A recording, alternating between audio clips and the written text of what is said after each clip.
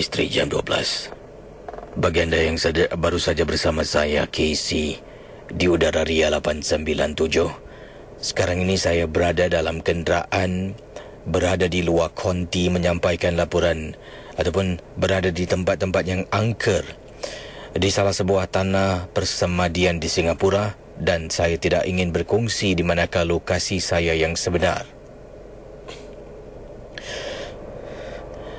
Memang seram di kawasan ini yang sunyi sepi. Hanya saya seorang saja di sini. Baik, saya akan bacakan kiriman email yang pertama pada tengah malam ini, khususnya untuk anda yang sedang mendengar. Baik, kisah yang pertama ini akan saya bacakan, datangnya daripada dari Kak Mas. Kata Kak Mas, Assalamualaikum warahmatullahi ta'ala wabarakatuh. Waalaikumsalam. Saya, sebelum tu saya mohon maaf kalau saya baca cerita tersekat-sekat. Kadang-kala secara tiba-tiba bulu roma meremang, jadi saya akan berhenti untuk tenangkan jiwa dulu. Maklumlah, faham-faham je lah kat kawasan ni sorang-sorang. Jadi saya akan cuba bacakan. Kata Kak Mas, pengalaman Kak Mas yang Kak Mas ingin ketengahkan ini adalah satu peristiwa yang cukup menakutkan. Apa khabar Casey dan juga para pendengar Misteri Jam 12? Kak Mas ingin berkongsi pengalaman yang berlaku di tempat tugas Kak Mas. Kak Mas bertugas di salah sebuah kilang di Singapura, dan perkara ini berlaku dalam tandas di tempat Kak Mas bertugas. Masih ingat lagi Casey?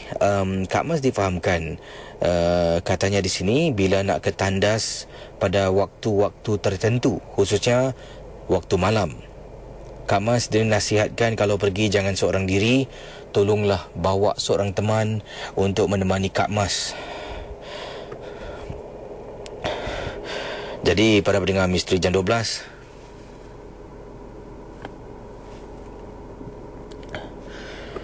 kata Kak Mas, apabila Kak Mas nak ke tandas, Kak Mas terlupa untuk mengajak seorang teman.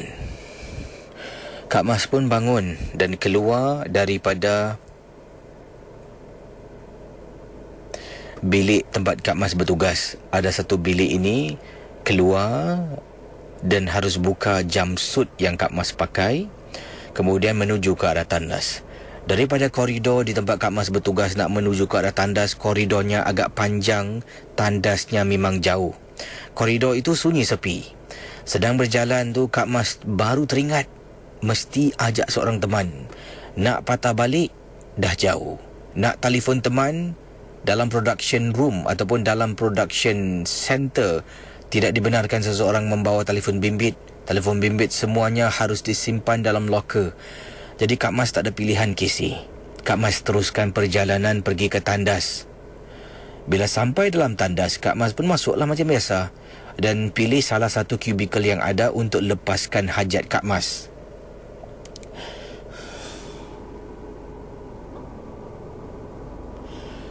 Selepas Kak Mas lepaskan hajat, tolak pintu terperanjat, nampak seorang lagi teman berada di luar tandas sedang cuci tangan. Kak Mas pun tersenyum apabila mendapat terlihat seorang teman, dan Kak Mas kata, "Kau ni buat terkejut aku je." Teman yang Kak Mas nampak adalah Linda, teman setugas Kak Mas yang juga berada dalam tandas. Jadi bila nampak Linda sedang cuci tangan, kemudian bila Kak Mas kata, "Kau ni buat terkejut aku," Kak Mas tersenyum. "Sebaik dan kau, aku rasa tak sedap hati sih," kata Kak Mas mengikut kisah dari kiriman email yang dikirimkan. Dan para pendengar Misteri Jam 12, bila Kak Mas sedang cuci tangan, katanya kawannya Linda masuk ke dalam salah satu kubikel yang ada dalam tandas tersebut. Jadi katanya di sini Kak Mas niat di hati nak tunggu Linda. Setelah cuci tangan, Kak Mas diri di tepi itu sambil betul-betulkan rambut. Tiba-tiba rasa macam lama, Kak Mas kata pada Linda, "Dah, aku pergi dulu kau lambat sangat lah." Jadi Linda menyaut. Bila Linda menyaut, jadi Kak Mas pun keluar dari tandas. Bila keluar dari tandas, dari jauh nampak 3 orang teman Kak Mas sedang berjalan menuju ke arah Kak Mas. Dari jauh nampak mereka ketawa-ketawa sedang mungkin bergurau, kata Kak Mas. Semakin dekat, semakin menghampiri, Kak Mas perasan ada 3 orang teman. Satu iaitu kawan Kak Mas Dewi, satu lagi Siti dan seorang lagi Linda.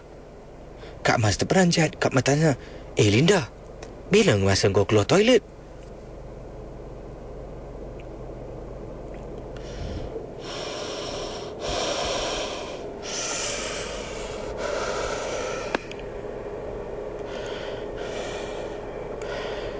Para pendengar Misteri Jam 12, saya kini berada di salah sebuah kawasan persemadian di Singapura.